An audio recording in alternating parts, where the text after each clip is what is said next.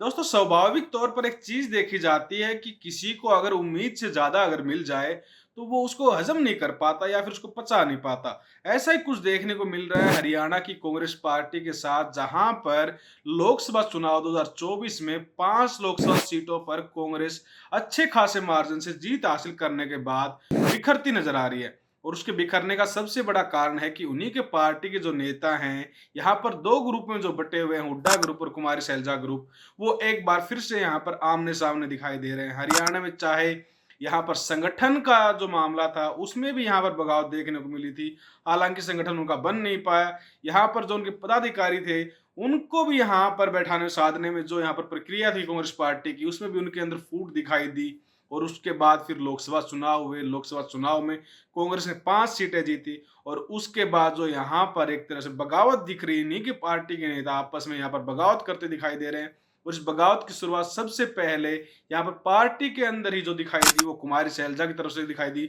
जहां पर उन्होंने अपनी पार्टी के प्रदेश के बड़े नेताओं पर यहाँ पर हमला बोला और कहा कि लोकसभा में जो टिकटों का वितरण हुआ था वो मैं और मेरा की राजनीति से, और जो एक तरह से कह सकते हैं कि यहाँ पर जो स्वार्थ की राजनीति उसके आधार पर हुआ, वरना हरियाणा में 10 की 10 लोकसभा सीटें कांग्रेस जीत सकती थी। और बहुत सारी सीटें ऐसी हैं जहां पर बहुत कम मार्जिन से कांग्रेस हारी है। वहीं इसके बाद यहाँ पर जो राजनीति के जो मैदान में जो यहाँ पर सबसे बड़ी जो छलांग लगाई है वो किरण चौधरी है, तो शाम से जो विधायक है कांग्रेस की, वो लगातार बगावत कर रही है। हालांकि उनकी जो बगावत है वो कुमारी शैलजा के ग्रुप से मानी जाती है और कुमारी शैलजा की बहुत करीबी मानी जाती है। बहुत अच्छे रिश्ते कुमारी शैलजा के साथ उनके हैं। वो शुरुआत से, जिस दिन से यहाँ से श्रुति चौधरी का टिकट काटा गया भिवानी महेंद्रगढ़ से और राव दान सिंह को टिकट दिया गया, उसी दिन से लगातार वो नाराज दिखाई दे रही है। और उनकी जो नाराजगी थी वो राहुल गांधी की चरखी दादरी रैली में सबके सामने दिखाई दी, जहां पर वो राहुल गांधी के सामने राव दान सिंह की तरफ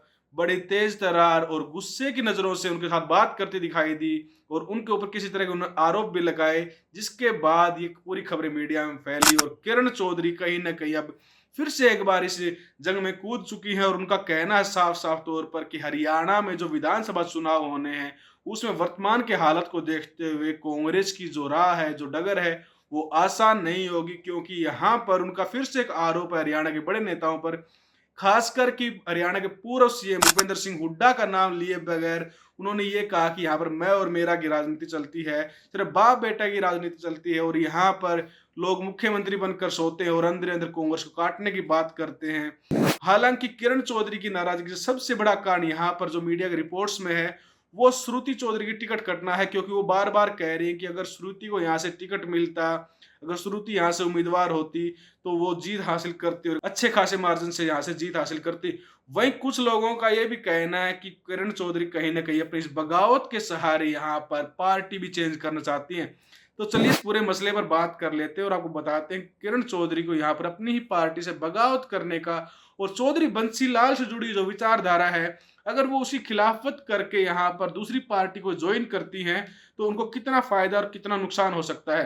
तो चलिए सबसे पहले उनके फायदे की बात कर लेते हैं। यहाँ पर जो अनुमान है फायदे और नुकसान का, तो यहाँ पर किरण चौधरी कहीं ना कहीं अपने पैरों पर कुल्हाड़ी मारते नजर आएंगे अगर वो अपनी पार्टी के साथ बगावत करके यहाँ पर दूसरी पार्टी का यहाँ पर अगर दामन थामती हैं। तो साथ ही यहाँ पर एक चीज और देखने के लायक है, क्योंकि वो जिस बेल्ट से यहाँ पर नेता चुनी गई है वहां पर चौधरी बंसीलाल जो हरियाणा के लौह पुरुष माने जाते हैं, हरियाणा के विकास पुरुष माने जाते हैं, उनका गढ़ माना जाता है। और वहां से उनका जो अवैध किला है, अगर उसको किरण चौधरी छोड़कर अगर किसी दूसरी पार्टी को ज्वाइन करती हैं तो वो एक बड़ा खेमा उनसे नाराज हो सकता है। हालांकि किरण चौधरी ने अपने इलाके में काम बहुत सारे करवाए हैं, जिसके चलते उनका खुद का एक जन समर्थन है, लेकिन कांग्रेस पार्टी का खुद का एक कोर वोटर है, जो इस चुनाव में देखने को मिला कि जो तोसाम विधानसभा है वहां पर चौधरी धर्मवीर सिंह जो बीजेपी के प्रत्याशी हैं वो बहुत ही कम मार्जिन से यहाँ पर लीड लेते नजर आए थे, क्योंकि यहाँ पर कांग्रेस अब की बार बदलाव की यहाँ पर बयार लाई थी। और कांग्रेस के ही कारण यहाँ पर जो यहाँ पर रावदान सिंह को वोट मिले थे वो उसका सबसे बड़ा कारण था।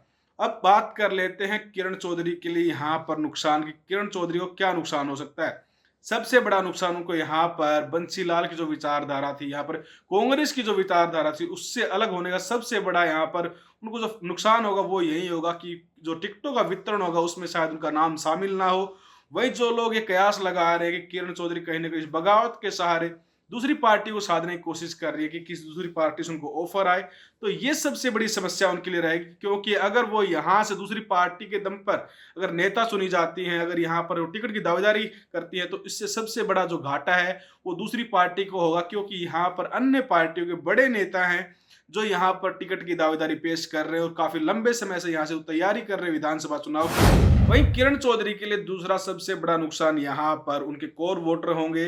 जो कांग्रेस को पसंद करते हैं या फिर किरण चौधरी को पसंद करते हैं। उनके बीच में जो असमंजस की स्थिति बनेगी, तो यहाँ का जो इलाका पड़ता है वो कांग्रेस को समर्थित है, जहां से वो खुद बिलोंग करती हैं। साथ ही यहाँ पर तीसरा जो सबसे बड़ा नुकसान है वो उनके लिए यह होगा, क्योंकि उनके परिवार जो है उनके ऊपर एक तरह से कांग्रेस का एक तरह से सिंबल लगा हुआ है कि ये कांग्रेसी हैं और परिवार पहले से इनका कांग्रेस का है, तो कांग्रेस से छिटक कर दूसरी पार्टी ज्वाइन करना इनके लिए सबसे बड़ा नुकसान होगा।